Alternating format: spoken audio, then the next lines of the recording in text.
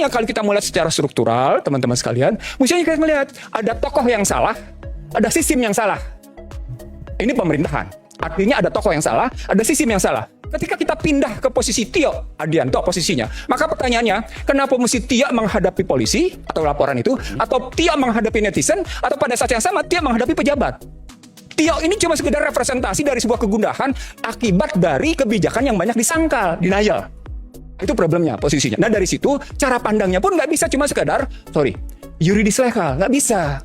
Kata kuncinya nggak bisa lagi kita jawab dengan yuridis legal. Sama seperti kita ngeliat anggaran berdasarkan Undang-Undang 17 2003. Nggak bisa melulu kita lihat pada posisi fungsi anggaran. Tapi maksud dan motif dari anggaran itu apa? Dalam kerangka itu balik ke persoalan apa yang disebut oleh Ray, tapi Ray tergantung pada posisi gantung.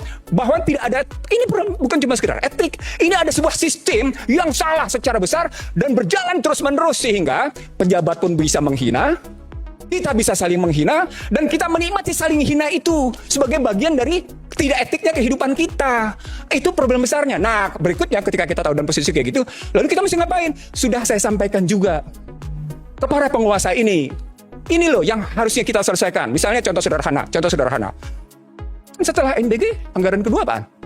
Tadi yang disebut oleh Ray, pertahanan seperti juga disebut teman-teman. Saya menyebut begini, mana penting ngebangun batalion tempur atau batalion cyber kalau melihat dari peperangan Iran melawan Amerika dan Israel? Batalion cyber atau batalion tempur? Kan anggaran Kemenhan sekarang lebih ke batalion tempur. Salah satu. Begitu juga pertanyaan pada MBG. Kalau Anda tadi bilang sekitar 300 triliun, fine. Jadi, bagaimana kalau 300 triliunnya kita ubah? Tidak menempatkan masyarakat itu tangannya di bawah, tapi dalam posisi hand. Mana lebih bermartabat? Maksudnya gimana? Kalau maksud dia jangan menjadikan Lapangan kerjaan dong. Oke. Ini kan mereka lapangan kerjaan. Disebutkan tadi.